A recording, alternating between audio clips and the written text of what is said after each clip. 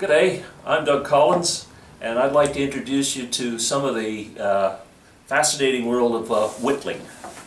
Today, just for your amusement, we're going to carve a little face in this little block of wood. And one of the things that I really like about whittling is that you can use pieces of wood that anybody else would consider to be scrap. So it's really easy to get materials. That's not always true. So here we go. First thing we're going to do is create a brow line. This is actually going to be a face. I call these little guys blockheads. There we go. Obviously you need a nice sharp knife. This is the sort of thing that you can expect to be looking at if you are interested in taking any of the whittling courses that are coming up at the Henry Eckhart School of Fine Woodwork. And I would be more than delighted to meet you and work through some of these different blade skills. This is a fairly simple little project. It only takes a few minutes. One of the things that, again, that I like about whittling, aside from the fact that you're utilizing materials that nobody else considers to be worthwhile, is that it's also extremely portable. It's not like you need a shop or anything at all, really. In fact, you don't even need a table as long as you take the trouble to cover your leg. You can sit down on the ground and work right there on your knee. But obviously you need to protect the knee with a layer or two of denim, like an old pair of jeans folded several times, that sort of thing.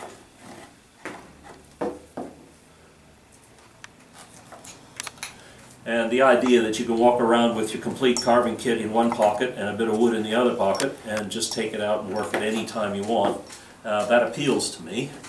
Okay, so there's our basic format. You can see where his nose is going to be, where his eyes will be, and where his mouth will be. Let's refine this a little bit more. I don't know if you have access to having a look at somebody else's nose where you are at this point in time, but if you do, and have a good look at that nose, you'll see that the center of the nose is closer to the floor than the outside edges of the nose. So you need to have elevated these two planes here in order to make the nose look anything like realistic. You can't be just flat across the bottom. So that's what we've done there. And now I'm going to change blades. I'm going to use a small blade, and this is another thing that I like about whittling, especially when you're using things like pocket knives, is that you can carry around several tools in your pocket at once, and all the sharp pointy bits fold into the handle. Very handy. Okay, here we go. We can define the side of our nose with a simple cut like that, and when we can define the side of what I call the mouth platform, the area on which we will later carve the mouth, with a cut like that, and relieve it like so.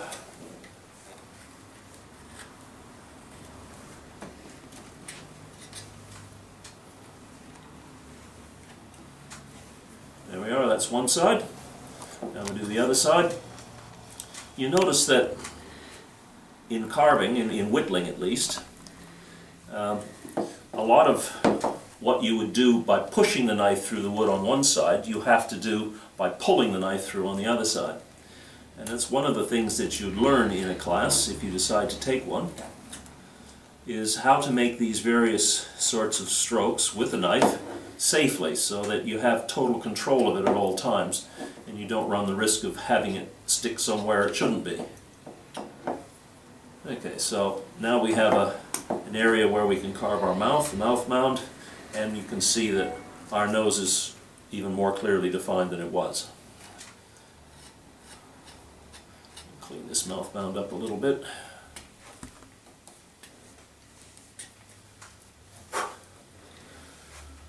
And now we'll put an expression on him. Most blockheads don't seem to be very happy with being blockheads, so most of the time they're grumps. So we'll give this guy a bit of a grumpy look. So we'll cut the mouth. We define the edge of the mouth. And then we make it a little bit clearer.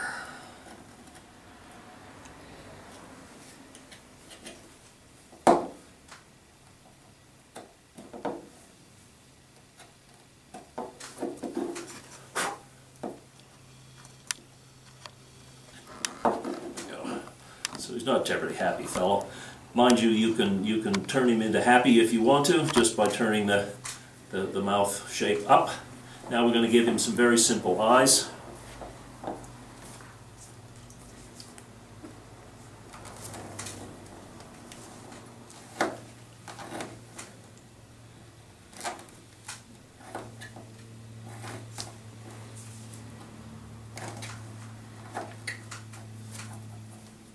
That's one. And now the other. Where are we here?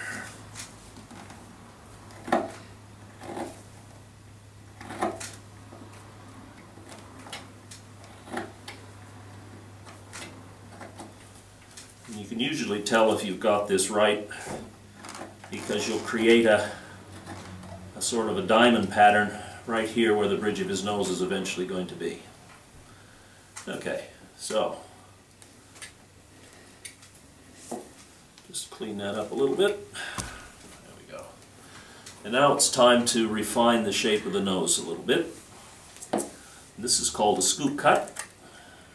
And it's not the thing, blades don't do this real well, but if you take a course with me, I'll show you how to do it with a blade so that you don't have to cart a whole bunch of chisels around with you for this kind of work. There are things that chisels do better than blades, and they come in more advanced work. But you know, if it's portability and flexibility you're looking for, I don't think anything beats a blade.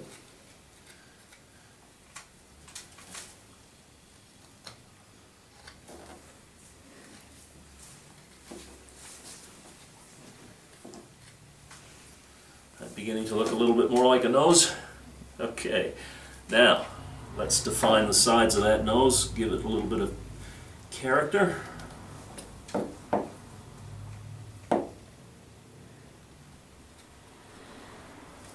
That's one side. And the other side.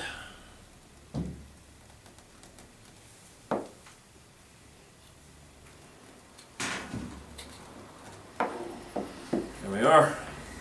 But if you really want a truly realistic looking schnoz, the secret is in the nostril carving. A lot of people, when they first take this up, they decide that carving the nostrils has to involve carving the entire sinus as well. And that's not true. All you really need to do is create the illusion of a sinus up there, but you do have to, when you carve the nostrils, they have to break through this side barrier here. Nostrils are arched. They're always arched. There's always some kind of an arch there. And if you're going to make it look realistic, you have to include that in your carving. So here we go. And this is definitely one of the things that you will be learning in a class, if you decide to take a beginner's class with me, is how to carve noses. Later on we'll be offering a more advanced class in which we look at more complicated forms of eyes and ears and hair and mouths that are open and that show teeth and tongues and all sorts of things, the things that make a face an expressive thing.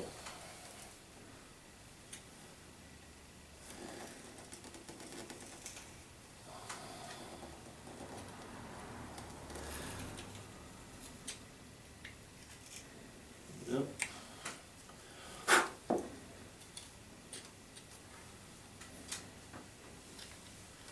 There we go. So now we have a much more realistic conch, and we can finish off by giving him a little bit of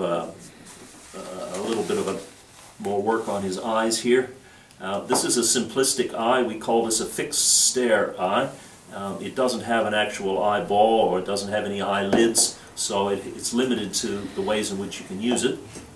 But it's carving eyes themselves is a fairly complex business, and so this is a simplified way to make it easier for beginners. And I'm just going to create a little bit of a shadow here to trick your mind into believing that there's actually an eyeball under there.